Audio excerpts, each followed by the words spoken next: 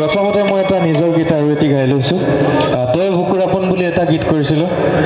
গীতটিত সংগীত কৰিছিল ৰেক্স বড়ো আৰু মই নিজে লিখিছিলোঁ, সুৰ কৰিছিলোঁ, ৰাকেশ দাই লিখিছিলে। গীতটো অকণমান গাই চাম আপোনালোকৰ লগত। হয়, চেক।